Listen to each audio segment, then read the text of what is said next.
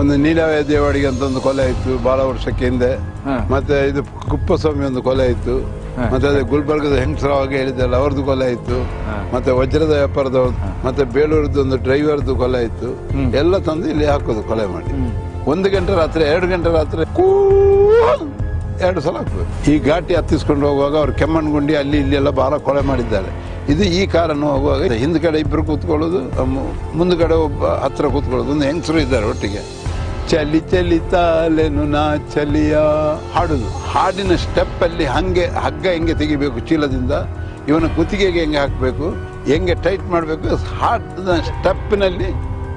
ಹಾಡು ಸ್ಟೆಪ್ಪಲ್ಲಿ ಕೆಲಸ. ಅದು ಇವರ ಸೂಟ್ ಕೇಸ್ ಓಪನ್ ಮಾಡಿದೆ. ಅಡ್ರೆಸ್ ಬೇಕಲ್ಲ ನನಗೆ.